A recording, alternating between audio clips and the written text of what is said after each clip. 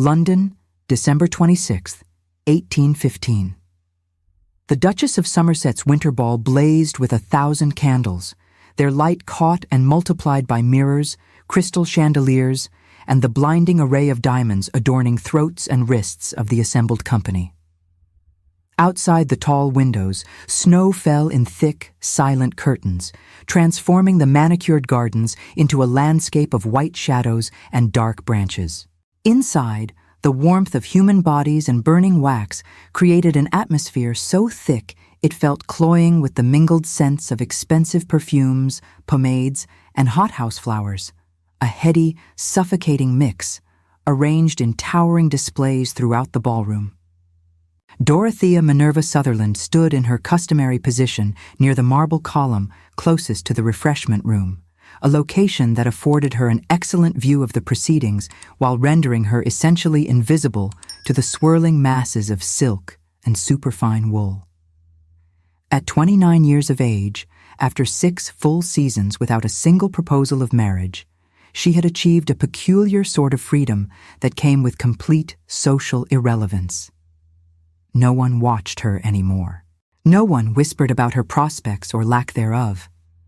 She had become, quite simply, part of the architectural features of any given ballroom. The irony was not lost on her that this invisibility allowed her to see everything others missed. If stories of truth spoken in darkness and courage, found in unlikely places, move your heart, subscribe now and join us on this journey. You will not want to miss what happens next. Tonight, however, Dorothea's usual detachment wavered as she observed the scene unfolding at the center of the ballroom. Julian Garrett Fitzroy, Marquess of Denmore, stood beside Lady Vivian Dalton with the rigid posture of a man fulfilling an obligation rather than celebrating a joy.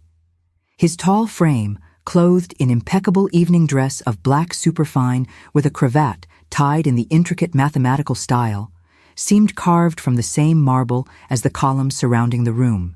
His dark, severe hair, distinguished by a few threads of silver at the temples, despite his 33 years, was brushed back from a face that might have been handsome had it ever shown any expression beyond cool reserve. The silent Marquess, society called him, and tonight Dorothea understood why. While his betrothed, the exquisite Lady Vivian, smiled and accepted congratulations with practiced grace, the Marquess himself appeared to be counting the moments until he could be relieved of his tedious duty. His gray eyes, the color of winter storms, swept the room with the assessing gaze of a man who trusted little and expected less. Lady Vivian, by contrast, was everything society deemed perfect in a future marchioness. Her golden hair was dressed in elaborate curls threaded with pearls. Her gown of azure silk clung to a figure that had been the toast of the season, a recipient of sonnets and verses from half the unattached gentlemen in London. Her face, with its delicate features and rosebud mouth, had graced the pages of ladies' magazines as an example of ideal English beauty. She laughed at precisely the right moments, touched the Marquess's arm with exactly the proper degree of familiarity, and managed to convey both modest pleasure in her engagement and appropriate dignity in her new position. A slight strain around her eyes, however, hinted at a deeper disquiet. Dorothea had learned long ago to distrust perfection. The announcement came at 10:30. The Duchess of Somerset herself, resplendent in purple silk and enough rubies to ransom a small country, tapped her fan against a champagne flute until the orchestra fell silent and the assembled guests turned expectant faces toward the raised dais where the orchestra had been playing. "My dear friends," the Duchess began, her voice carrying easily across the hushed ballroom, "it is my very great pleasure to announce that the wedding of the Marquess of Denmore and Lady Vivian Dalton will take place on the 14th of February at St. George's Church in Hanover Square. We shall celebrate love itself on the very day dedicated to such sentiments." Applause rippled through the crowd. Dorothea watched as Lady Vivian's smile widened, her blue eyes sparkling with what appeared to be genuine delight. The Marquess inclined his head in acknowledgement, his expression unchanged. Dorothea found herself wondering, not for the first time that evening, What had prompted such a reserved man to propose to such a conspicuously beautiful woman? The match made sense on paper, certainly. Lady Vivian came from an impeccable family, possessed considerable beauty, and had managed 6 seasons without scandal. The Marquess needed an heir, having been widowed 4 years earlier under circumstances that remained, even now, subjects of whispered speculation. Yet something in the set of his shoulders, the way his jaw tightened almost imperceptibly when Lady Vivian leaned against him, suggested a man who had resigned himself to a fate rather than embraced a future. The orchestra resumed playing. Couples began to form sets for the next dance. Dorothea retreated further into her corner, accepting a glass of lemonade from a passing footman more out of habit than thirst. She had perfected the art of appearing occupied while remaining unobtrusive, a skill developed over years of being neither sought after nor entirely ignored.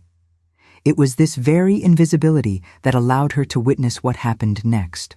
Lady Vivian, pleading a sudden need for air after the excitement of the announcement, separated herself from the Marquess with a flutter of her fan and a whispered comment that made him frown slightly. She moved through the crowd with the easy grace of a woman accustomed to parting crowds simply by existing within them. Dorothea, positioned near the corridor that led to the conservatory, watched as Lady Vivian glanced around once, twice, ensuring no one of consequence observed her direction, before slipping through a side door that opened onto the snow-covered gardens. Curiosity, that most dangerous of Dorothea's many faults according to her late mother, prompted her to follow at a discreet distance. She told herself she merely sought cooler air, that the crush of the ballroom had become oppressive. She told herself many things that were not entirely true, but allowed her to justify actions she knew perfectly well were motivated by that insatiable need to understand what others overlooked. The corridor was mercifully empty, lit by wall sconces that cast dancing shadows on the wallpaper depicting scenes of pastoral bliss. Dorothea moved quietly, her slippers making barely a whisper against the carpeted floor. The door to the gardens stood slightly ajar, and through it came the muffled sound of voices. She should have turned back.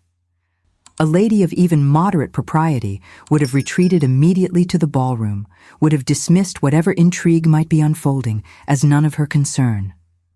But Dorothea Minerva Sutherland had never been particularly good at behaving as ladies ought, a failing that had contributed significantly to her current unmarried state. She positioned herself behind a potted palm near the doorway, close enough to hear but concealed enough to remain undetected. The voices became clearer, and what she heard sent a chilling dread through her, despite the warm air of the corridor. "You promised me it would be tonight." The male voice carried an edge of desperation that made Dorothea's skin prickle with unease. She recognized it immediately as belonging to Lord Simon Carrick, third son of the Earl of Westbrook, a man known primarily for his gambling debts and his habit of pursuing wealthy widows with predatory determination. "And it shall be, darling." Lady Vivian's voice, so sweet and melodious in the ballroom, carried an entirely different quality here in the darkness. At 11 o'clock precisely, when everyone is focused on the midnight supper preparations, the garden pavilion as we discussed, no one will notice our absence. "You said that before your engagement was announced." Lord Simon's tone sharpened. "Yet here you are, betrothed to that cold fish of a Marquess, and I am left with nothing but promises." "Oh, Simon." Lady Vivian's laugh was low and intimate. "Do you truly think I intend to spend my life bound to that dreadfully dull man? I need his title and his fortune, nothing more. Once we are wed and I have secured my position, once an heir is born and my place is unassailable, well, accidents happen, do they not? His first wife's death was never fully explained." The words hung in the cold air like poison. Dorothea felt her heart hammering against her ribs with such force she feared it might be audible. This was not merely an illicit flirtation or a moment of weakness. This was conspiracy, treachery of the most calculated sort. "And in the meantime," Lord Simon pressed, I have creditors breathing down my neck, Vivienne. I need money now, not promises of accidents years from now. Which is why, my impatient darling, I have been systematically draining his accounts through that clever little system you suggested with the modiste bills and the decorating expenses. He barely glances at the expenditures I submit.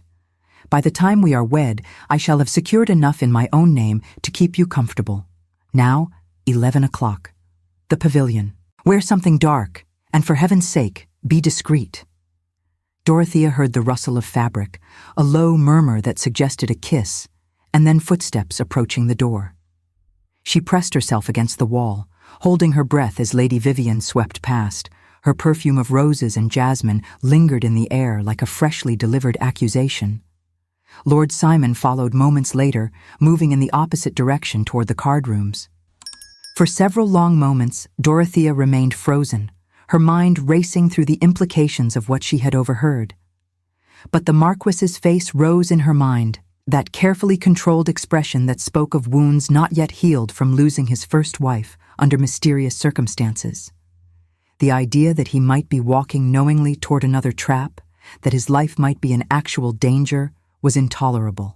Dorothea sprang to action, possessing an unfortunate inability to remain silent in the face of injustice, even when silence would have served her better. It was this quality that had earned her the reputation for being peculiar, for speaking when she ought to listen, for noticing what others preferred to ignore. It had cost her friendship, social standing, and any hope of a conventional future. Tonight, she realized as she straightened her spine and smoothed her modest gown of dove-gray silk, it might cost her even more. But she could not, would not, suffer an innocent man to walk into a trap she possessed the power to thwart. She made her way back to the ballroom, her mind working through possibilities and discarding them one by one. Approaching the Marquess directly was impossible. He would think her mad, or worse, assume she was one of those desperate spinsters who invented scandals to gain masculine attention. Speaking to the Duchess would result in public humiliation. Writing an anonymous note seemed cowardly and unlikely to be taken seriously. The solution, when it came to her, was audacious and terrifying in equal measure. She would have to whisper the warning in such a way that he could not see her clearly, could not identify her, but would be compelled by the specificity of the information to investigate himself. If she could accomplish that, if she could plant the seed of doubt without revealing her identity, he might witness the betrayal firsthand and act accordingly. The great clock in the entrance hall struck 10:15, 45 minutes until the rendezvous in the garden pavilion, 45 minutes to summon the nerve to approach one of the most powerful men in England and whisper words that would either save him or destroy her utterly. Dorothea positioned herself near the terrace doors, pretending to admire the snow falling beyond the glass while she waited for an opportunity. The Marquess stood near the far wall, conversing with the Duke of Hartwell about something that appeared to involve horse breeding, if the Duke's animated hand gestures were any indication. Lady Vivienne had been absorbed into a cluster of ladies near the refreshment table, her laughter ringing out at intervals like carefully placed musical notes. At 10:30, the Marquess excused himself from the Duke and began moving toward the terrace doors, perhaps seeking the same escape from the oppressive atmosphere that Lady Vivienne had claimed earlier. Dorothea's pulse quickened. This was her moment, her only chance. She moved with deliberate casualness, timing her approach so that she would intercept him near the doorway, where shadows from the heavy velvet curtains would obscure her features.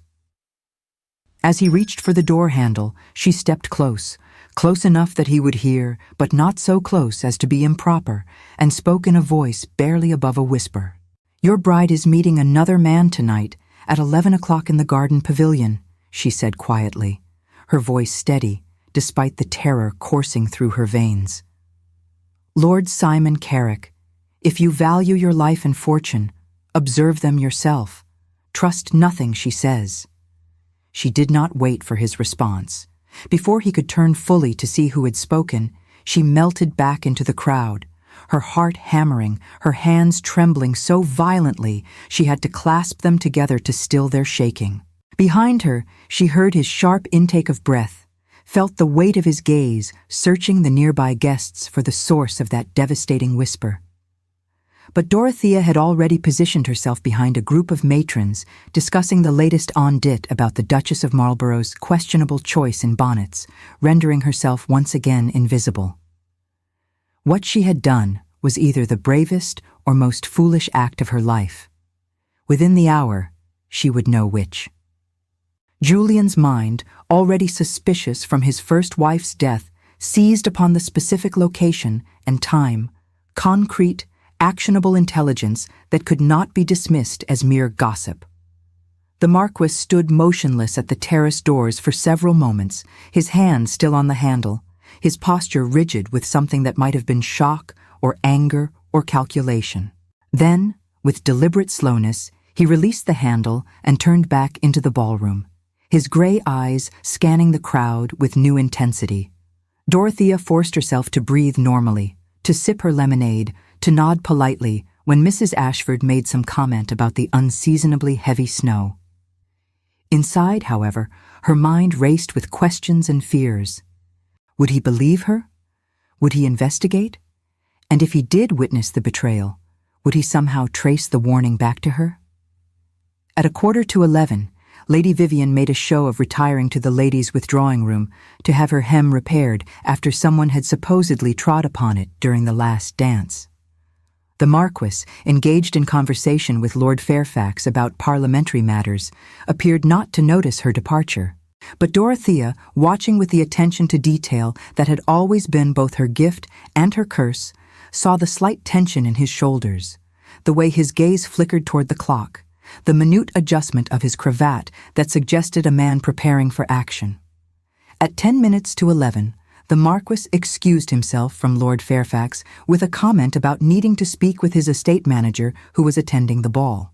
He moved not toward the card rooms where gentlemen typically conducted business discussions, but toward the same side door through which Lady Vivian had disappeared earlier. Dorothea's hands went cold. He was going to investigate. He would see the truth for himself. Relief warred with a new fear. What would happen when Lord Simon and Lady Vivian were discovered? What scandal would erupt? And would her own involvement somehow be revealed in the chaos that was certain to follow? The minutes crawled past with agonizing slowness. Dorothea remained at her post near the column, every nerve taut with anticipation. Around her, the ball continued its glittering course, oblivious to the drama unfolding in the snow-covered gardens. The orchestra played a lively country dance. Couples whirled past in blurs of color and candlelight. Footmen circulated with trays of champagne and delicate pastries.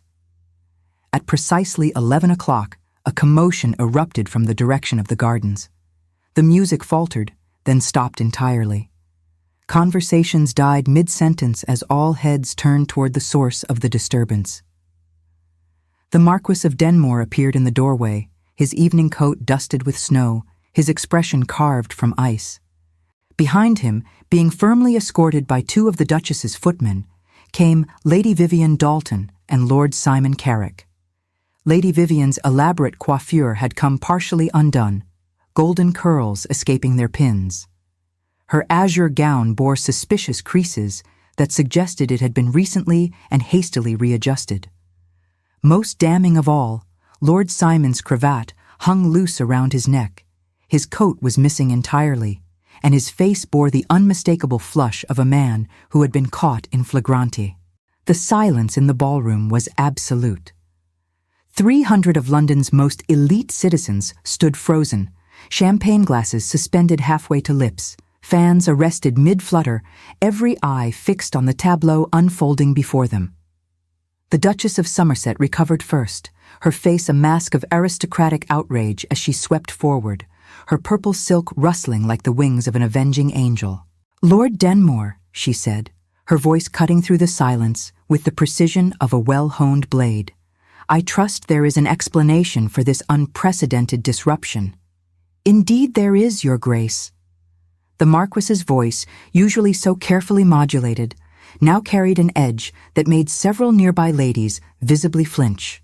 It would appear that my betrothed chose this evening, the very night our wedding date was announced, to conduct an assignation with Lord Simon Carrick in your garden pavilion. I discovered them in circumstances that leave no room for misunderstanding. A palpable wave of shock swept through the assembled company. Lady Vivienne, to her credit, attempted to rally. Her chin lifted, her blue eyes widening with what would have been convincing innocence had anyone not known better. "My lord, I can explain," she began, her voice carrying just the right note of wounded dignity. "This is a dreadful misunderstanding. Lord Simon and I were merely discussing a matter of importance regarding his sister, who is a dear friend. The cold drove us to seek shelter in the pavilion." "Without your police?" The Marquess's question was delivered with devastating calm. "Without a chaperone? With Lord Simon's coat removed and your gown in significant disarray? Madam, I may be called the silent Marquess, but I am not a fool." Lord Simon, recognizing that denial was futile, attempted a different approach. "See here, Denmore," he blustered, drawing himself up with false bravado. "Lady Vivienne and I have an understanding. She was forced into this engagement by her family's financial difficulties. She never wanted to marry you." "An understanding." The Marquess repeated the words as if tasting something bitter. "How remarkably convenient. Tell me, Lord Simon, does this understanding include plans for my eventual demise once the marriage has secured Lady Vivienne's position? Or was that to be a pleasant surprise?" The blood drained from Lady Vivienne's face. Lord Simon's bluster evaporated like morning mist. The ballroom, already silent, somehow became even more so. "I overheard your conversation earlier this evening," the Marquess continued, his grey eyes never leaving Lady Vivienne's face. "Your discussion of accidents and my first wife's death.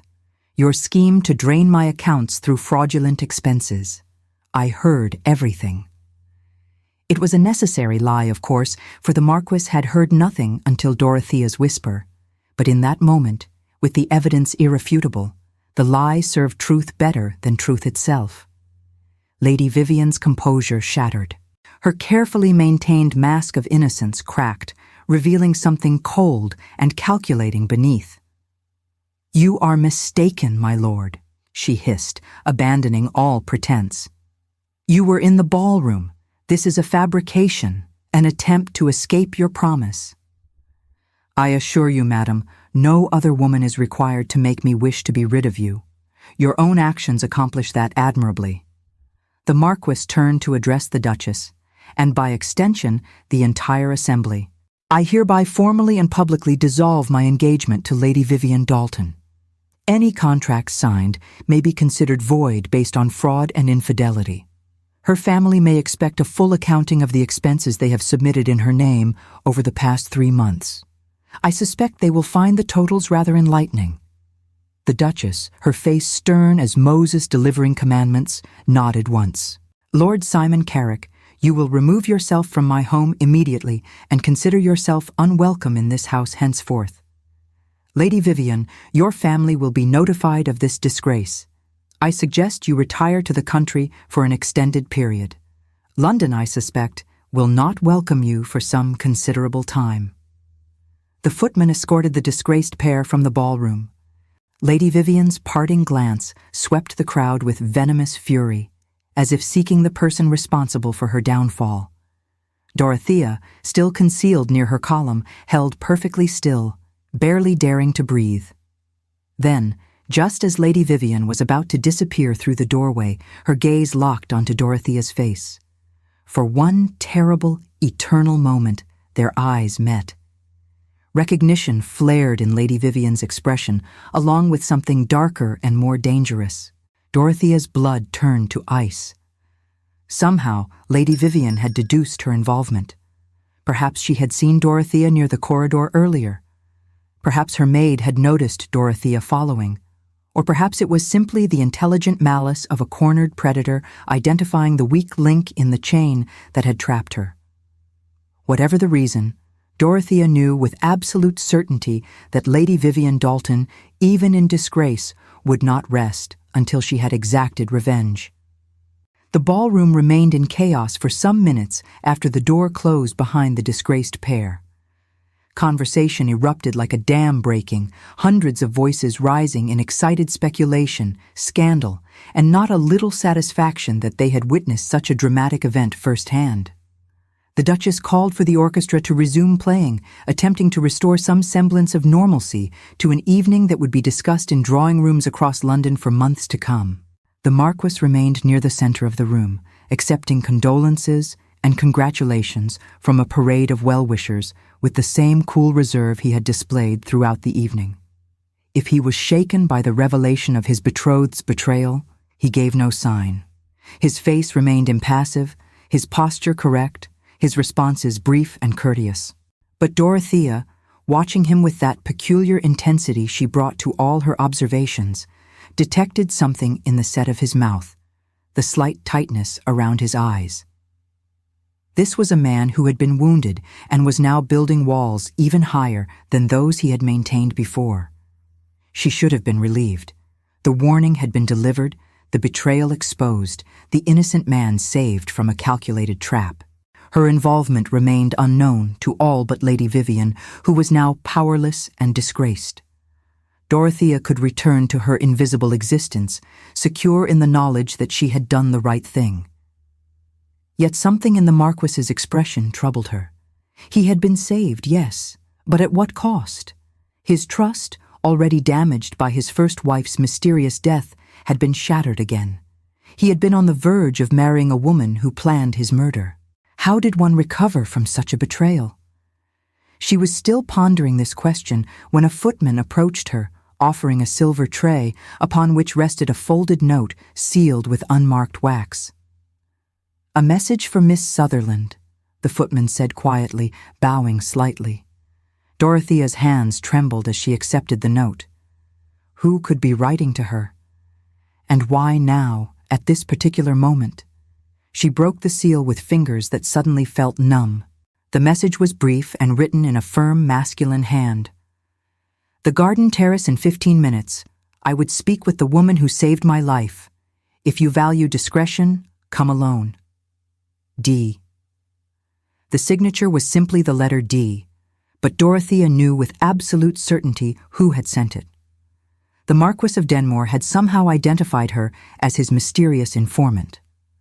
A tremor, part dread and part exhilaration, ran through her veins. She had 15 minutes to decide whether to meet him or to flee the ball entirely and hope that he would accept her absence as a refusal. The sensible choice was obvious. Meeting him alone would invite scandal. Speaking with him would only confirm what he apparently already suspected. She should burn the note and leave immediately. Instead, she found herself moving toward the terrace doors. The air outside was bitterly cold, the snow still falling in thick flakes that caught the light from the ballroom windows and glittered like scattered diamonds. Dorothea pulled her shawl more tightly around her shoulders and stepped onto the terrace, grateful for the shadows provided by the overhanging eaves. She did not have long to wait. Within moments, the Marquess emerged from the ballroom, closing the glass doors behind him with careful precision. He moved to where she stood, his height and broad shoulders making her acutely aware of how small and insignificant she was in comparison. For a long moment, he said nothing, simply studying her face with those penetrating gray eyes. Dorothea forced herself to meet his gaze, refusing to show the fear that made her pulse fluttered with the force of a desperate wing-beat. "Miss Dorothea Sutherland," he said finally, his voice low and carefully neutral. "Daughter of the late Viscount Sutherland. 29 years of age, 6 seasons without a single offer of marriage, known in certain circles as peculiar, outspoken, and possessed of an unfortunate habit of noticing details that others prefer to ignore. You have been admirably diligent in your pursuit of particulars, my lord." Dorothea was pleased to hear that her voice remained steady despite the trembling in her limbs. "I assume you did not invite me here merely to recite my failures and eccentricities."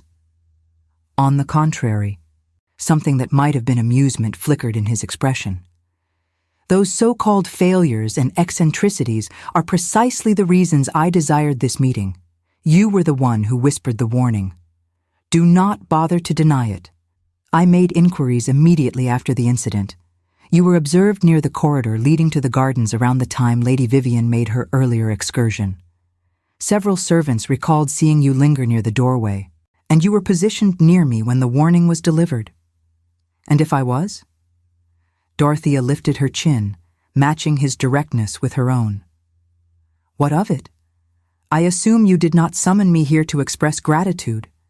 Men of your station rarely acknowledge debts to women like me. Women like you. He repeated the phrase thoughtfully. You mean women who speak truth regardless of consequences? Women who possess courage that most men lack? Women who would risk their own reputation to warn a stranger of danger? I mean women who have no consequence, my lord. I have no prospects, no fortune to mitigate the social cost of my frankness. What is one more scandal added to a list of disappointments? You heard them planning my death. It was not a question. Lady Vivian and Lord Simon, you overheard their conspiracy. I heard enough to know that you were in genuine danger, Dorothea confirmed. I heard her speak of accidents and your first wife's death. I heard him demand money and her promise to drain your accounts. I heard them arrange their assignation. What I did not hear was any indication that either possessed a shred of genuine human feeling. The Marquess was silent for several moments, his gaze fixed on the falling snow. When he spoke again, his voice carried a quality she had not heard before, something raw and unguarded. My first wife died falling from a horse, he said quietly. The inquest ruled it an accident, but there were questions. The girth had been tampered with. No one could prove anything, but the suspicion remained. Tonight, hearing Lady Vivian reference that death so casually, as if planning my own demise based on the success of a previous murder, and realizing that the isolation and distrust caused by that tragedy were about to cost me my life. He stopped, his jaw tightening. You saved my life, Miss Sutherland. How does one adequately thank someone for such a service? One does not, Dorothea replied simply. I did not act expecting gratitude or reward. I acted because allowing an innocent person to be harmed when I possessed the power to prevent it would have been intolerable. You owe me nothing, my lord. Indeed, I would prefer that we never speak of this again. I have no wish to be drawn into the scandal that will certainly follow tonight's events. Too late for that, I fear. The Marquess's expression turned grim. Lady Vivian looked directly at you before she was escorted out. She knows, or suspects, your involvement. A woman like that does not forgive such interference in her schemes. Dorothea had known this was coming, but hearing it confirmed still sent a chill through her that had nothing to do with the December cold. I suppose I shall deal with whatever retribution she devises. As I said, I have little enough to lose. Do you truly believe that? The Marquess studied her face with disconcerting intensity. You may have no fortune or prospects by society's shallow measures, Miss Sutherland, but you possess something far rarer and more valuable. Integrity, courage, the ability to see what others cannot or will not acknowledge. Those qualities are worth protecting. How kind of you to say so, my lord. Dorothea could not quite keep the bitterness from her voice. Yet I notice that possession of such qualities has not exactly resulted in my social success. Perhaps you have been presenting yourself to the wrong audience. The Marquess's response was immediate and surprising. Or perhaps society is too foolish to recognize value when it stands before them. Before Dorothea could formulate a response to this unexpected compliment, the sound of approaching voices from inside made them both turn toward the ballroom doors. The Marquess's expression shifted back to its customary reserve. We should not be seen together, he said quietly. Not yet, but I would very much like to continue this conversation, Miss Sutherland. With your permission, I will call upon you tomorrow afternoon. I am certain there is a great deal we must settle between us. My lord, that would be most improper, Dorothea protested, even as something in her chest tightened at the prospect. You have just publicly ended your engagement amid enormous scandal. Calling upon an unmarried woman the very next day would provoke precisely the sort of speculation that neither of us needs. Let them speculate. The Marquess's tone carried a note of something that might have been reckless determination. I have spent 4 years being careful, being proper, trying to do what was expected of me. It nearly cost me my life. Perhaps it is time I stopped caring quite so much about what society thinks is appropriate and started pursuing what I believe is valuable. With that cryptic statement, he bowed formally and retreated into the ballroom, leaving Dorothea standing alone on the terrace with snowflakes catching in her hair and her mind spinning with questions she had no way to answer. What had just happened? And more importantly, what did the Marquess of Denmore mean when he spoke of pursuing what he believed was valuable? Surely he could not mean her. That would be absurd, impossible. Men like him did not develop sudden interests in women like her, not after mere moments of conversation on a cold terrace. Yet something in his eyes, in the way he had looked at her when he spoke of integrity and courage, suggested possibilities that Dorothea hardly dared to consider. She remained on the terrace for several more minutes, allowing the cold air to clear her head before returning to the ballroom. By the time she re-entered, the scandal of the evening had been thoroughly dissected, reassembled, and was being passed through the room like a particularly delicious morsel at a feast.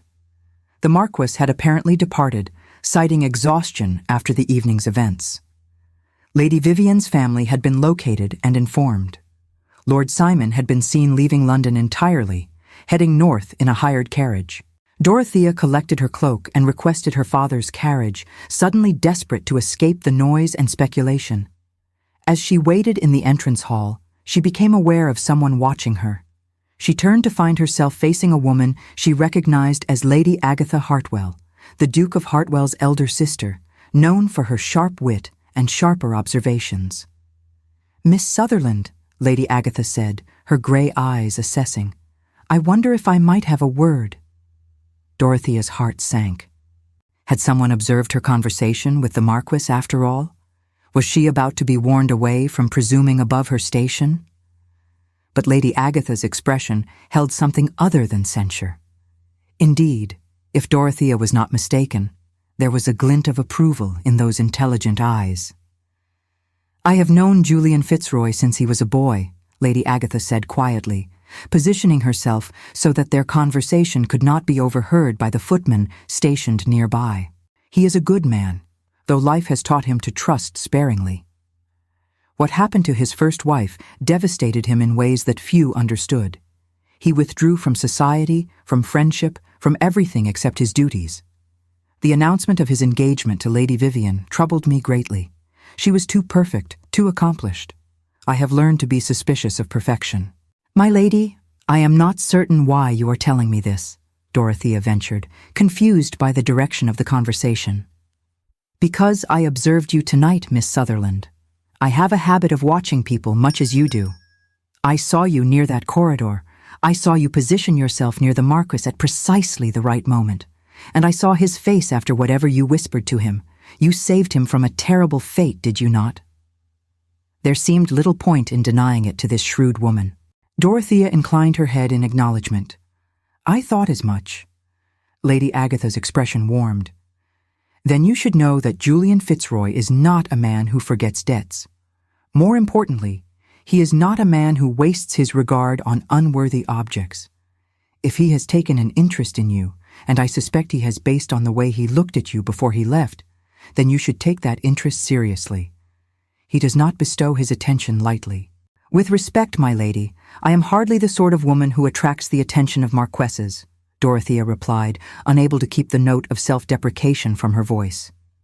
"I am 29 years old, without fortune or beauty, and possessed of a reputation for peculiarity that has ensured my permanent spinsterhood."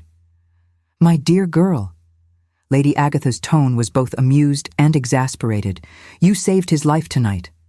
Do you truly think he evaluates your worth by the same shallow criteria as the rest of society? Julian Fitzroy values intelligence, courage, and integrity above all else. You have demonstrated all three. The question is whether you possess the courage to see where this might lead, or whether you will allow society's foolish judgments to convince you that you deserve nothing better than the shadows you have inhabited for far too long. Before Dorothea could respond, a footman announced that her carriage had arrived. Lady Agatha patted her hand gently. Think about what I have said, and when he calls tomorrow, which I am quite certain he will, do not turn him away out of some misguided belief that you are unworthy of his regard. That, I assure you, would be the greatest error of all. With that cryptic advice, Lady Agatha swept away, leaving Dorothea to make her way to the waiting carriage, with her mind in greater turmoil than it had been all evening. The ride home through snow-covered streets gave her time to process the extraordinary events of the night. She had gone to the ball expecting nothing more than her usual evening of observation and invisibility. She had ended it having exposed a conspiracy, prevented a murder, possibly made a powerful enemy in Lady Vivian, and somehow attracted the notice of one of the most eligible men in England. It was too much to comprehend, too unlikely to be real. Yet the memory of the Marquess's grey eyes studying her face with such intensity, the way he had spoken of integrity and courage, the promise to call tomorrow, all of it felt undeniably real. Dorothea's modest townhouse in Russell Square stood dark and silent, her father having retired hours earlier. She climbed the stairs to her chamber, where her elderly maid helped her remove the dove-grey gown that had witnessed such extraordinary events. As she prepared for bed, Dorothea found herself moving to the window, looking out at the snow-covered street below. Somewhere across London, the Marquess of Denmore was presumably doing the same, perhaps pondering the narrowness of his escape, perhaps considering the woman who had whispered that crucial warning. Dorothea pressed her hand against the cold glass and allowed herself, just for a moment, to imagine a future different from the one she had resigned herself to accepting. Then she firmly pushed such thoughts aside. Tomorrow would bring whatever it would bring. For tonight, it was enough to know that she had done what was right, regardless of the consequences. Sleep, when it finally came, brought dreams of grey eyes and falling snow, of whispered warnings and possibilities too fragile to examine too closely in the harsh light of day.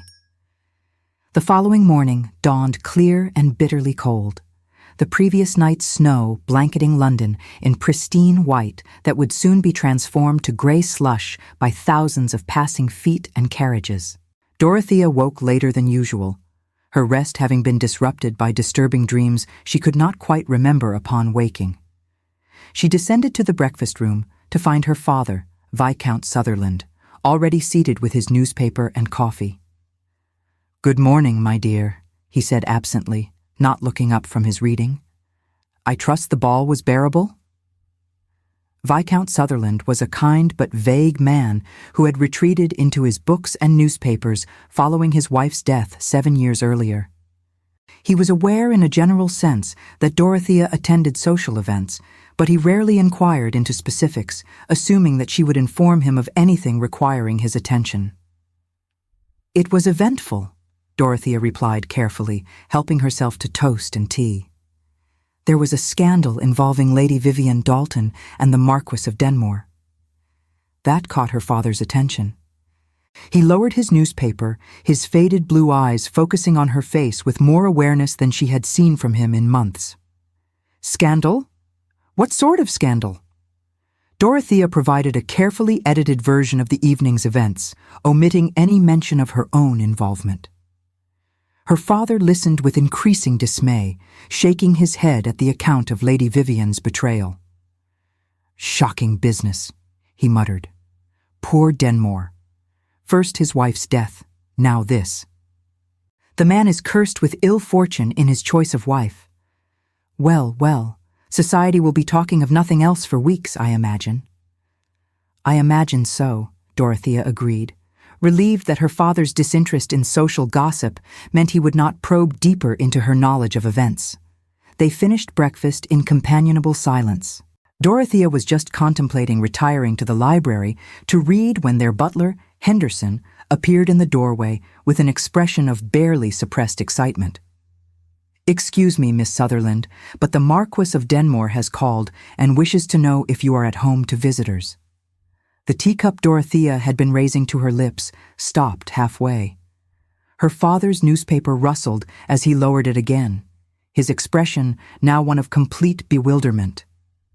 "The Marquess of Denmore?" he repeated. "Here? To call upon Dorothea?"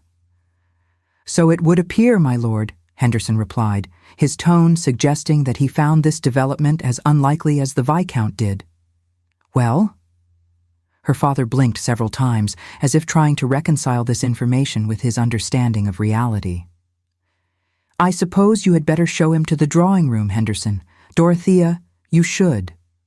Well, you should receive him, I suppose. Though why on earth the Marquess would be calling here I cannot fathom." Dorothea's heart hammered as she sprang from the table, her hands suddenly unsteady. He had come. Despite her protests, despite the impropriety, despite every reason why he should not, the Marquess of Denmore had called upon her the very morning after the scandal. She had perhaps 10 minutes to make herself presentable before Henderson would show the Marquess to the drawing-room. She hurried to her chamber, checked her appearance in the mirror, tucked a few errant strands of dark hair back into their pins, and pinched her cheeks to bring some color to her pale face. The morning gown she wore was perfectly respectable, a deep green wool that was several years old but still serviceable. It would have to do. By the time she descended to the drawing-room, her composure had been mostly restored, though her pulse still fluttered nervously. She entered to find the Marquess standing by the window, looking out at the snow-covered garden. He turned as she entered, and once again she was struck by his height and the intensity of those gray eyes. "Miss Sutherland," he said, bowing formally. "Thank you for receiving me. I realize my call is somewhat precipitous given last night's events." "Somewhat precipitous," Dorothea repeated, unable to suppress a slight smile at the understatement. "My lord, your former betrothed was exposed as an adulteress and conspirator approximately 14 hours ago. Your calling upon an unmarried lady this morning will certainly be the subject of every drawing-room conversation this season." "Let them wag," he replied, moving away from the window. "I have spent 4 years being careful about wagging tongues. It has not served me well. Won't you sit down?" Dorothea gestured to the chairs arranged near the fireplace, grateful for the protocols that gave structure to what might otherwise be an impossibly awkward encounter. They sat, and for a moment, silence stretched between them. The Marquess seemed to be choosing his words carefully, a habit that Dorothea was beginning to recognize as characteristic. "I came," he said finally, "because I wanted to thank you properly for what you did last night." A whispered warning on a crowded terrace seemed insufficient acknowledgement for saving a man's life. "As I told you last night, no thanks are necessary," Dorothea replied. "Any decent person would have done the same." "Would they?" The Marquess's expression was skeptical. "I suspect most people would have convinced themselves it was none of their concern, or feared the social consequences of involvement, or doubted whether anyone would believe them. You did none of those things. You acted immediately and courageously, at considerable risk to yourself." "At no risk whatsoever," Dorothea countered. "I am nobody, my lord. I have no reputation that could be damaged, no prospects that could be ruined. I could afford to take the risk precisely because I have nothing to lose." The Marquess leaned forward slightly, his gray eyes intent on her face. "Do you truly believe that? That you are nobody? That you have nothing of value?" The question pricked Dorothea, probing truths she preferred to leave undisturbed. "I believe that society has made its judgment of me quite clear," she said quietly. 6 seasons without a single offer of marriage. I am neither beautiful enough to overlook my faults, nor rich enough to compensate for them. I am peculiar, outspoken, and possessed of an unfortunate habit of noticing things I ought to ignore. These are not qualities that recommend a woman to prospective husbands. They are precisely the qualities, the Marquess said slowly, that I have come to value above all others. Dorothea's breath caught. Surely he could not mean what his words seemed to imply. My lord, I do not understand. Do you not? He stood, moving to look out the window again, as if the garden beyond held answers he sought. Let me be plain, Miss Sutherland. I have spent 4 years in mourning, not just for my wife, but for the ability to trust. Her death under suspicious circumstances taught me that people are rarely what they seem. I withdrew from society, built walls around my heart, and determined to fulfill my duty to produce an heir through a marriage that required nothing of me emotionally. Lady Vivian seemed perfect for that purpose, beautiful, accomplished, appropriate. I felt no passion for her. I harbored no particular affection. But she was suitable, and I thought that would be enough. He turned back to face her, and Dorothea saw something in his expression that made her heart ache. You showed me in a single night, in a single whispered warning, that I was wrong about everything. Wrong about what matters. Wrong about what I should value. Wrong about the kind of person I want beside me for the rest of my life. My lord, Dorothea whispered, hardly daring to breathe. What are you saying? I am saying, the Marquess replied, crossing the room to stand before her chair, that I would like permission to court you, Miss Dorothea Sutherland, properly, honestly, with the intention of discovering whether what I suspect might be true. What you suspect? Dorothea could barely form words, her mind reeling from the impossibility of what she was hearing. That you are precisely the woman I should have been looking for all along, intelligent, courageous, honest to a fault, possessed of an ability to see truth where others see only facades. I know this is sudden. I know I have no right to ask this of you after one conversation and one extraordinary act of bravery. But I also know that I would regret it for the rest of my life if I did not at least try to discover whether this feeling, this certainty that I have found something rare and valuable, is as real as it seems. Dorothea stared at him, unable to process the words he was speaking. Men like the Marquess of Denmore did not court women like her. They did not speak of finding something rare and valuable when looking at spinsters of 29 with reputations for peculiarity. This could not be real. You do not know me, she said finally, grasping at the most obvious objection. We have spoken twice. We have shared perhaps 30 minutes of conversation total. You cannot make such a decision based on so little acquaintance. Can I not? The Marquess's expression was wry. I was prepared to marry Lady Vivian after far less substantial knowledge of her character. At least with you, I know the most important thing. That when faced with a choice between convenience and conscience, you choose conscience. That is more valuable than months of superficial acquaintance could reveal. But I have no consequence, my lord. You are a Marquess. You could choose a bride who is wealthy or beautiful, or both. Why would you possibly wish to court someone like me? The Marquess dropped to one knee beside her chair, bringing himself to her eye level. The gesture was so unexpected, so improper, that Dorothea gasped. Because, he said quietly, his gray eyes holding hers with unwavering intensity, in all my years among society's beautiful and accomplished women, I have never met one who possessed half your courage or integrity, because you saved my life when you had no reason to care whether I lived or died. Because in the space of one whispered warning, you showed me what genuine character looks like, and because when I look at you, I do not see a nobody. I see a woman of extraordinary value who has somehow been convinced that she is worthless. If you will allow me, I would very much like to prove to you how wrong that belief is. Tears stung Dorothea's eyes. No one had ever spoken to her with such conviction, such certainty of her worth. All her life, she had been made to feel that she was less than, inadequate, a disappointment. And now this man, this reserved and careful Marquess, was kneeling beside her chair and speaking as if she were precious. I do not know how to respond, she whispered, her voice trembling. This is all so sudden, so unexpected. I never imagined that warning you would lead to this." "Neither did I," the Marquess admitted, rising and returning to his chair. "But I have learned that the most important moments in life often come when we least expect them. The question is whether we have the courage to seize them or the cowardice to let them pass."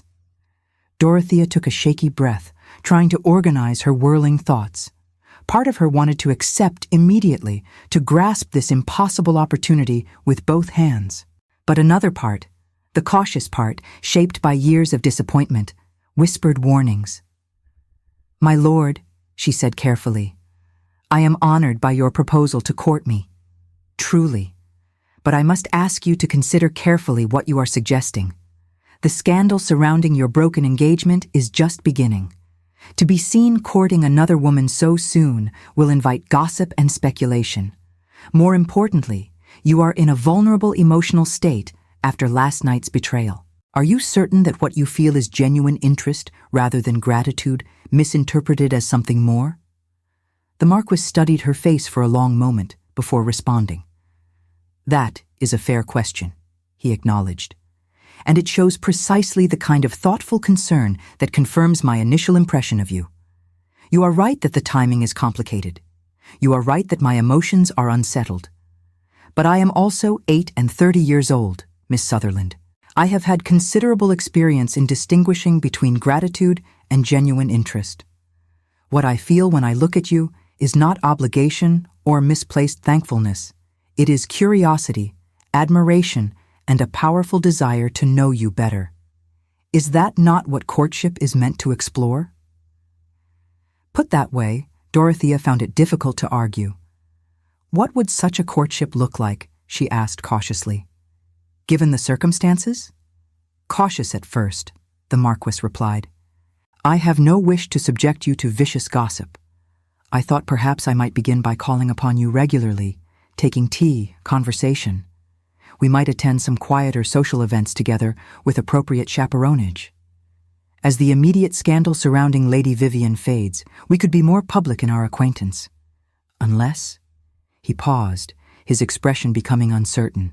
"Unless you would prefer not to be associated with me, given the notoriety that will surely attach to my name for some time." "That is not my concern," Dorothea said quickly.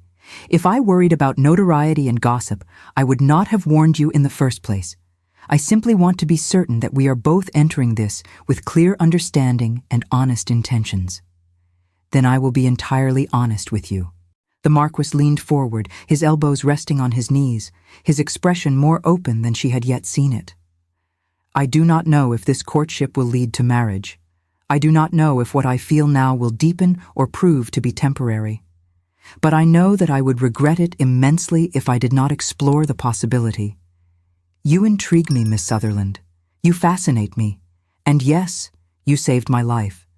But more than that, you showed me a quality of character I thought no longer existed. That is worth pursuing, worth discovering, if it might form the foundation of something real and lasting." Dorothea found herself smiling, despite the tumult of emotions swirling through her chest. "Very well, my lord. I accept your proposal to court me. On one condition." "Name it." "That we maintain absolute honesty with each other throughout. If at any point you discover that your interest was indeed temporary, you must tell me immediately.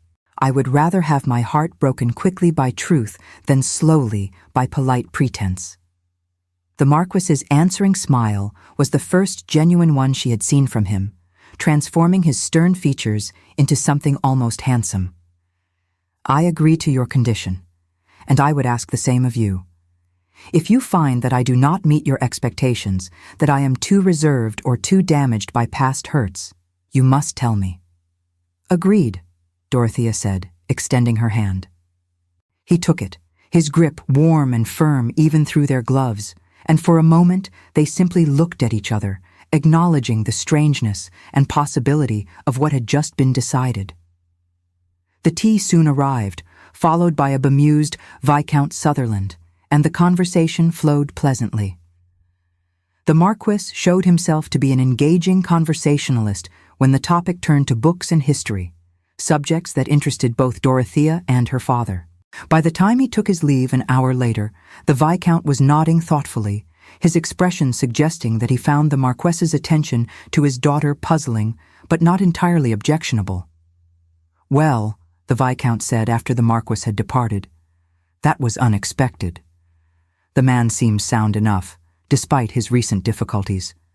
"Dorothea, you will tell me if his attentions become unwelcome?" "I will, Papa," Dorothea assured him, touched by this rare display of paternal concern. "Good, good. Now I believe I shall retire to my study. This business of Marquess's calling has quite disrupted my morning routine." Left alone, Dorothea moved to the window, watching the Marquess's elegant carriage pull away through the snowy streets. Her life, which had seemed utterly mapped just 24 hours earlier, had suddenly become unpredictable and thrilling. She had no idea what would come next, but for the first time in many years, she found herself looking forward to discovering it. The following 3 days unfolded in a flurry of activity that transformed Dorothea's previously quiet existence into something resembling a social whirlwind.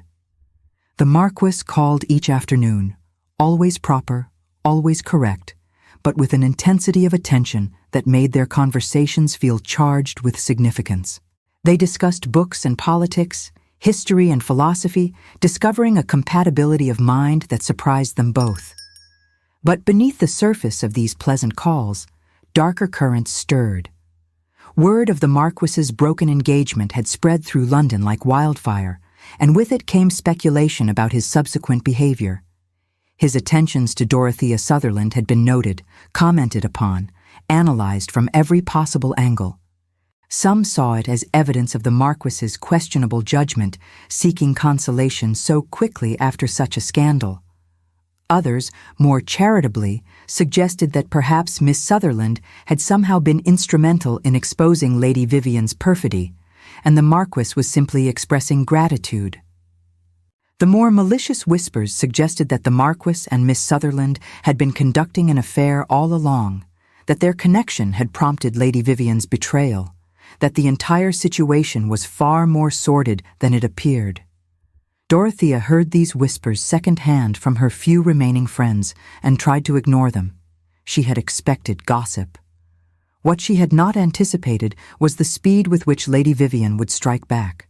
The blow came 3 days after the ball, at a musical evening hosted by Mrs. Gwendolen Ashcroft in her townhouse in Grosvenor Square. Dorothea had been reluctant to attend, but the Marquess had specifically requested that they make a joint appearance, arguing that facing society together would demonstrate that they had nothing to hide. He had been wrong. The evening began pleasantly enough. Dorothea wore her best gown, a deep burgundy silk that had been her mother's and which she had carefully altered to fit. The Marquess arrived precisely on time to collect her and her father, his manner attentive and courteous. At the musicale, they took seats together near the back of the drawing-room, acknowledging greetings from acquaintances with polite nods. The first sign of trouble came when Lady Vivian's cousin, Miss Arabella Whitley, arrived late with a small group of friends. Dorothea had known Arabella slightly during her first few seasons, when they had occasionally found themselves in the same social circles. But Arabella had married well in her second season and had since moved in far more elevated circles than Dorothea could access. Arabella's eyes found Dorothea immediately, and something in her expression made Dorothea's stomach clench with apprehension. She watched as Arabella whispered to her companions, saw them glance in her direction with expressions of shock and avid curiosity. The Marquess, seated beside her, noticed as well. His posture stiffened slightly, his hand moving almost unconsciously to rest on the arm of her chair in a protective gesture. The musical program began with a young lady performing an adequate but uninspired piece on the pianoforte. During the polite applause that followed, Arabella rose from her seat and approached Mrs. Ashcroft, speaking urgently into their hostess's ear. Mrs. Ashcroft's expression shifted from puzzlement to shock, to something that looked uncomfortably like vindictive satisfaction. When the next performer had finished, Mrs. Ashcroft stood and addressed the assembled company. "My dear friends," she began, her voice carrying clearly through the drawing room, "before we continue with our musical program, I feel compelled to address a matter that has come to my attention. It concerns the integrity of our gathering and the reputation of those present." A hush fell over the room. Dorothea felt the Marquess tense beside her, his hand now gripping the arm of her chair with visible force. "It has been brought to my attention," Mrs.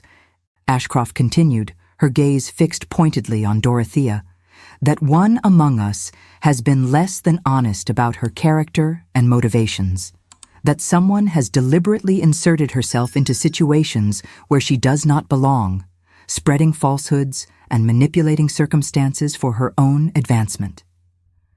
Dorothea's heart began to pound. This was it.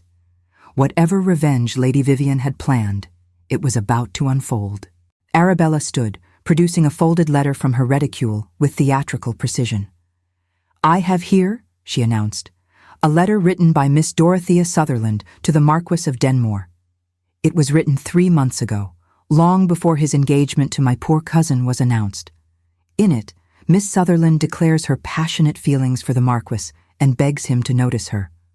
When her advances were ignored, she sought revenge by inventing lies about my cousin's character." The room erupted in gasps and excited murmurs. Dorothea felt the blood drain from her face. A letter? She had written no such thing. This was fabrication, pure and simple. "That is impossible," she said, rising from her chair, her voice carrying despite the trembling in her limbs. "I have never written such a letter. I had never even met the Marquess until 3 nights ago." "Really?" Arabella's smile was cruel. "Then perhaps you can explain why this letter bears your handwriting and signature? Why it describes in detail your long admiration from afar and your belief that the Marquess is wasting himself on women who cannot appreciate his true worth?" She held up the letter, allowing those nearby to glimpse what appeared to be Dorothea's handwriting. Dorothea's mind raced. She had written no such thing. But she had a terrible suspicion about who might have access to samples of her handwriting and the skill to forge such a document. "May I see that letter?" The Marquess's voice cut through the rising chatter like a blade. He stood, his height and bearing commanding immediate silence. Arabella hesitated, then handed the letter to Mrs. Ashcroft, who passed it to the Marquess with an expression of scandalized excitement. He read the document in absolute silence, his face revealing nothing. Then, with deliberate care, he folded the letter and placed it in his pocket. "This letter," he said quietly, "is a forgery." "My lord, you cannot possibly know that," Mrs. Ashcroft protested. "The handwriting appears quite genuine." "I know it is a forgery," the Marquess continued, his voice gaining strength, "because I know exactly when and how Miss Sutherland and I first met. I know the nature of our acquaintance. And I know with absolute certainty that she possesses too much integrity to write such a letter, even if she had felt such sentiments." "But the handwriting," Arabella insisted, desperation creeping into her voice. "Multiple people can attest that it matches Miss Sutherland's hand." "Handwriting can be copied," the Marquess replied. "Words can be fabricated. But character cannot be falsified. I have had the privilege of coming to know Miss Sutherland over these past 3 days. She is honest to a fault, courageous beyond measure, and entirely incapable of the sort of manipulation this letter suggests. If anyone here believes otherwise, I invite them to say so directly to my face." The challenge hung in the air. No one spoke. The Marquess's reputation, his title, his sheer presence, were enough to silence even the most determined gossips. But Arabella, pushed too far to retreat gracefully, made one final attempt. "She destroyed my cousin's engagement," she said shrilly. "She whispered lies to you about Lady Vivian, turned you against her with malicious fabrications. Vivian told me everything before she left London. How Miss Sutherland had been watching her jealously all season, how she saw an opportunity to ruin her when you announced your engagement. Lady Vivian, the Marquess said with devastating calm, was discovered in a compromising position with Lord Simon Carrick. That is fact, not fabrication. Multiple witnesses can attest to it, including the Duchess of Somerset herself. As for Miss Sutherland's role in that discovery, she acted with courage and integrity to warn me of a genuine threat. For that, I am in her debt. He turned to address the entire room, his gray eyes hard as stone. I understand that society thrives on speculation and scandal. I understand that my broken engagement has provided ample material for gossip, but I will not stand by while a woman of genuine character is maligned by those seeking to protect someone whose actions were indefensible. Miss Sutherland did nothing wrong. She acted with courage when most would have remained silent. If anyone here wishes to cut her socially or spread further lies about her character, they should be aware that they will be cutting me as well. The declaration sent another ripple of shock through the assembly. This was unprecedented. A Marquess publicly defending a woman of modest means and no particular social standing. Moreover, doing so in a manner that linked their reputations irrevocably. Mrs. Ashcroft, realizing that her evening had gone horribly awry, attempted to salvage the situation. "Perhaps," she said weakly, "there has been some misunderstanding. Let us return to our musical program and speak no more of this unpleasantness." But the Marquess was not finished. He turned to Dorothea, who stood frozen beside her chair, her face pale but composed. He extended his hand to her. "Miss Sutherland, would you do me the honor of accompanying me outside for a moment? I believe we both could use some air after this display." Dorothea placed her hand in his, feeling the strength and warmth of his grip even through their gloves. Together, they walked through the silent, staring crowd toward the door. As they passed Arabella, the Marquess paused. "I suggest," he said quietly, "that you inform Lady Vivian that any further attempts to harm Miss Sutherland will be met with consequences she will not enjoy. I have been patient with your cousin's disgrace, allowing her to retreat quietly to the country. Do not make me reconsider that courtesy." In the entrance hall, as a footman retrieved their coats, the Marquess finally released Dorothea's hand. She was shaking, reaction setting in now that the immediate crisis had passed. "I am so sorry," she whispered. "I never intended for you to be dragged further into scandal. That letter, I swear to you, I never wrote such a thing." "I know you did not." The Marquess helped her into her cloak, his movements gentle despite the anger still evident in his rigid posture. "The forgery was obvious to anyone who knows you. Unfortunately, we live in a world where people are all too willing to believe the worst." Outside, the cold December air was a shock after the overheated drawing room. The Marquess handed Dorothea into his carriage, then joined her, giving instructions to his driver to take them to Russell Square. For several moments, they sat in silence as the carriage moved through the darkened streets. Then the Marquess spoke, his voice low and intense. "What I said in there was not merely for show, Miss Sutherland. I meant every word. Your character is beyond reproach. The attempt to blacken your reputation with a forged letter was despicable, and I will not allow it to succeed." "But you defended me so publicly," Dorothea protested. "You linked your name to mine in a manner that will have consequences. People will assume. They will speculate." "Let them." The Marquess turned to face her fully in the dim interior of the carriage. "Miss Sutherland, Dorothea. May I call you Dorothea?" She nodded, unable to speak past the tightness in her throat. "Dorothea," he said, and something in the way he spoke her name made her heart skip. "I defended you tonight because everything I said was true. But I also defended you because I realized, standing in that drawing room listening to those lies, that I could not bear the thought of you being hurt by anyone. That the very idea of you suffering because of your association with me was intolerable." "My lord," Dorothea whispered. "Julian, what are you saying?" "I am saying," he replied, taking her hands in his, "that 3 days is too short a time to know with certainty what will last a lifetime. But it is long enough to know what I do not want to live without. Your courage, your honesty, the way you see the world with such clear-eyed integrity, the way you make me believe that trust might be possible again." He paused, and in the darkness of the carriage, she could just make out the intensity of his expression. "I am saying," he continued, "that I would very much like to stop courting you and start planning to marry you instead, if you will have me.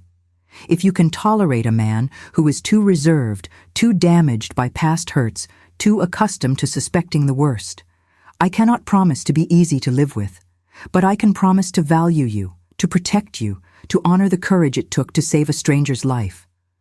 Will you marry me, Dorothea Sutherland?" Dorothea stared at him, her mind reeling. A proposal. He was proposing, after 3 days. In the aftermath of scandal and forged letters and public declarations, it was madness. It was impossible. It was everything she had never dared to dream might happen. "You are proposing because of what happened tonight," she said, grasping for reason in the swirl of emotion. "Because you feel responsible for the attack on my reputation. Because you believe you owe me protection." "I am proposing," Julian corrected gently, "because what happened tonight made me realize I do not want to waste time on cautious courtship when I am already certain. I am proposing because the thought of returning you to your father's house and resuming our careful tea visits seems suddenly absurd when what I want is to know that you will be beside me permanently. I am proposing because life is short and uncertain, and I have already wasted 4 years being careful and closed. I do not want to waste another day." "We barely know each other," Dorothea protested weakly. "We know the important things," Julian replied. "We know that we value the same qualities. We know that we can talk for hours without boredom. We know that you saved my life, and I want to spend the rest of mine proving myself worthy of that gift. What more do we need to know that cannot be learned in marriage?" "Julian." His name felt strange and wonderful on her lips. "I am 29 years old. I have no fortune, no connections, no beauty to recommend me. You could choose a lady with a far more advantageous position and fortune." "Better?" His laugh was short and sharp. "I tried better. Better was Lady Vivian with her perfect beauty and perfect accomplishments and perfect plans to murder me. I do not want better by society's measures, Dorothea. I want real. I want honest. I want you." Tears spilled down Dorothea's cheeks, hot against the cold skin. All her life, she had believed herself inadequate, had accepted that she would never be chosen, would never be valued for exactly what she was. And now this man, this reserved and careful Marquess, was holding her hands in the darkness of a carriage and asking her to marry him. "Yes," she whispered. "Yes, I will marry you." The relief and profound satisfaction that transformed Julian's severe features was a sight she would treasure above any diamond. He pulled her into his arms, holding her with a fierceness that suggested he had no intention of ever letting her go. His lips found hers in a kiss that was both gentle and desperate, a declaration, a binding promise offered and accepted in the dark. When they finally broke apart, both breathless, Julian rested his forehead against hers. "I will obtain a special license," he said. "We can be married within days. I have no wish to subject you to months of society scrutiny while wearing my ring, but not my name." "Days?" Dorothea laughed, the sound verging on hysteria. "Julian, my father will require some time to adjust to this development. He barely knows you exist." "Then I will call upon him first thing tomorrow morning," Julian replied with the decisiveness of a man accustomed to making plans and executing them. "I will formally request your hand. We will make this as proper as possible under the circumstances, but I warn you, I am not a patient man when I have finally decided what I want." The carriage drew to a stop outside the Sutherland townhouse. Julian helped Dorothea down, then walked her to the door, propriety returning now that they were in public view again. "Tomorrow morning," he reminded her, "I will speak with your father. And Dorothea, thank you." "For what?" "For whispering that warning 3 nights ago, for saving my life, for agreeing to spend yours with me, For being exactly who you are, even when society told you it was wrong to be that person. He lifted her gloved hand to his lips, kissed it gently, and then was gone, climbing back into his carriage and disappearing into the snowy night. Dorothea stood on the steps of her father's house, watching until the carriage vanished from sight. Then she went inside, her heart so full of joy and wonder and disbelief that she thought it might burst. She had gone to a ball 3 nights ago, expecting nothing. She concluded this night betrothed to a Marquess who valued her not in spite of her peculiarities, but because of them. Life, she decided, was full of the most astonishing surprises. The following morning brought the promised call from Julian, who arrived at precisely 9 o'clock with a formality and determination that would have been amusing under other circumstances. Dorothea's father, summoned from his breakfast, listened with increasing bewilderment as the Marquess formally requested permission to marry his daughter. "But you barely know her," the Viscount protested weakly. "You have called 3 times, 4 if we count this morning. Surely some extended courtship would be more appropriate?" "With respect, my lord," Julian replied, "I know everything I need to know about your daughter's character. She is intelligent, courageous, and possessed of an integrity I have rarely encountered. Those are not qualities that require extended observation to identify. I realize the speed of this courtship is unconventional, but I am 8 and 30 years old. I know my own mind. I wish to marry your daughter as soon as arrangements can be made." The Viscount looked to Dorothea, who had been sitting silently throughout this exchange. "Dorothea, is this truly what you want? You are under no obligation to accept simply because the Marquess has defended your reputation." "It is what I want, Papa," Dorothea said clearly. "I know it seems sudden, but I believe Lord Denmore and I are well suited. I wish to marry him." What else could her father do but consent? By noon, Julian had obtained a special license. By afternoon, word had spread through London that the Marquess of Denmore was to marry Miss Dorothea Sutherland within the week. The gossip that followed was predictable and often vicious, but Dorothea found that she cared very little what people said. The wedding took place 5 days later in the private chapel at Denmore Park, Julian's estate in Wiltshire. A snowstorm on the day of the ceremony ensured that only family and a few close friends could attend, which suited both bride and groom perfectly. They had no wish for a grand society spectacle. Dorothea wore a simple gown of cream silk, no veil, no elaborate decorations. Julian waited at the altar in dark blue superfine, his gray eyes fixed on her face as she walked down the short aisle on her father's arm. The ceremony was brief, the vows spoken clearly and firmly by both parties. When the vicar pronounced them husband and wife, Julian kissed her with a tenderness that made Dorothea's eyes sting with tears. Afterward, there was a quiet wedding breakfast in the great hall of Denmore Park. Lady Agatha Hartwell, one of the few guests, pulled Dorothea aside at one point. "I am glad you had the courage to accept," she said warmly. "Julian needed someone exactly like you, someone who could see past his walls to the good man beneath. I believe you will be very happy together." "I hope so," Dorothea replied honestly, "though I still sometimes wonder if I am dreaming." "You are not dreaming," Lady Agatha assured her. "You are simply discovering that sometimes courage is rewarded in the most unexpected ways."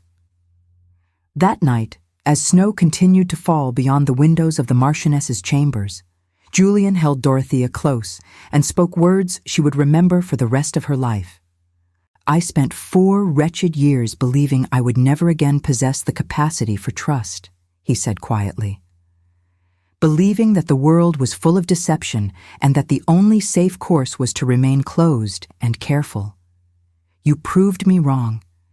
You showed me that there are still people of genuine character in this world, people worth trusting, worth loving, worth building a life with." "I only did what was right," Dorothea replied, her head resting on his shoulder. "No," Julian corrected gently. You did what required courage. There is a difference. And because of that courage, because you could not remain silent in the face of injustice, we are here now. Two solitary people who, but for a moment of chance and courage, would have remained strangers forever. Dorothea thought about that, about the chain of small decisions and acts of courage that had led to this moment. She thought about how close she had come to remaining silent, to convincing herself that warning him was not her responsibility. "I am glad I whispered," she said softly. "Even knowing all the chaos it would cause, I would do it again." "So would I," Julian replied, pulling her closer. "I would hear those words again. I would believe you again. I would choose you again, every time." The years that followed proved the wisdom of that hasty marriage. Julian and Dorothea built a life based on the same honesty and trust that had brought them together. They faced society's gossip with united dignity, gradually winning over even the most skeptical observers through the obvious strength of their partnership. Lady Vivian Dalton, unable to salvage her reputation, eventually married a minor Scottish laird and retreated permanently from the London world she had hoped to dominate. Lord Simon Carrick fled to India to escape his creditors and was never heard from again. Arabella Whitley, who had forged the letter at her cousin's instruction, was eventually exposed when the forger she had hired confessed under pressure from other debts. She made a tearful apology to Dorothea years later, which was accepted with characteristic grace. But those were minor notes in a larger story. The real story was of two people who had been brought together by a moment of desperate courage and had chosen to build something lasting from that foundation. 6 years after their wedding, on Christmas Eve, Dorothea stood in the same great hall where they had held their wedding breakfast, watching as their 3 children played with wooden toys before the enormous fireplace.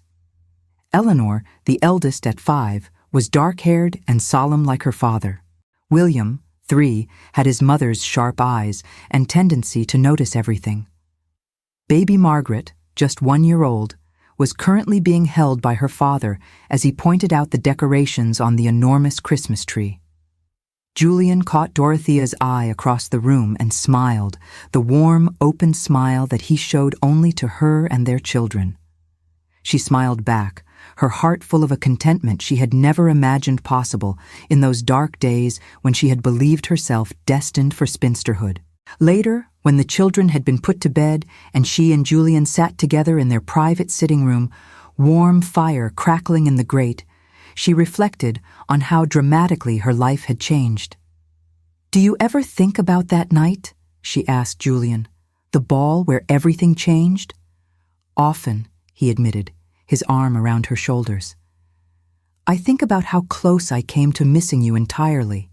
If you had not been near that corridor, if you had not overheard, if you had not possessed the courage to speak up. I think about how close I came to remaining silent," Dorothea confessed. "How I almost convinced myself it was not my concern, that no one would believe me anyway. My entire life, people had told me that my inability to stay quiet in the face of injustice was a flaw, that I needed to learn to mind my own business, to not notice things I should ignore. That night, I realized that what they called a flaw was actually my greatest strength." "It is your greatest strength," Julian agreed, pressing a kiss to her temple.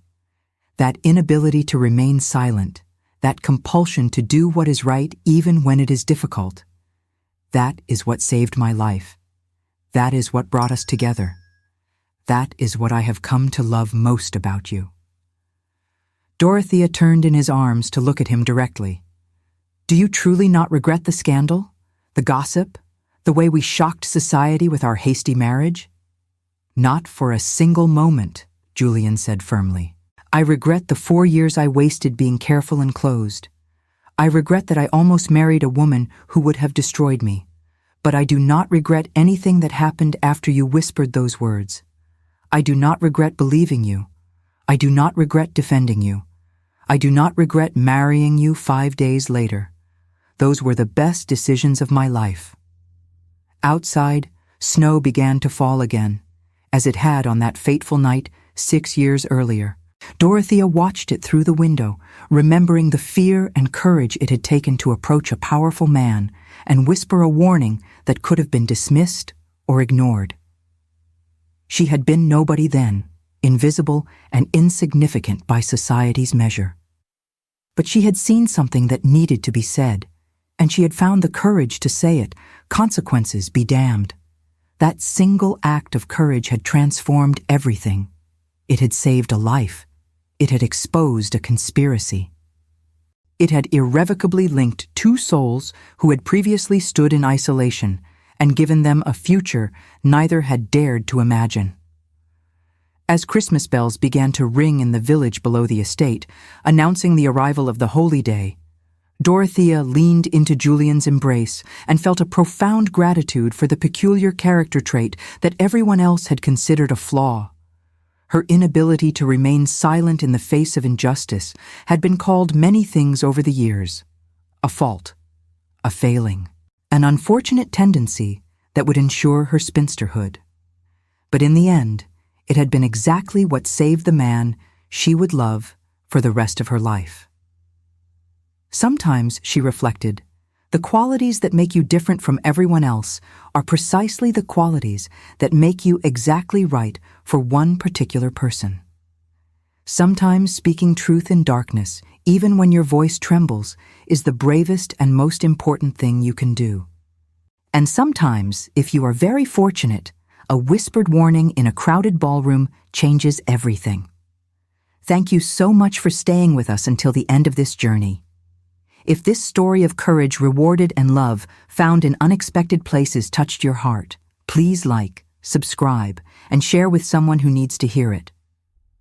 Your support helps us continue creating stories of resilience, hope, and the transformative power of speaking truth when silence would be easier. Until our next tale, may you find the courage to whisper your own truths when they matter most.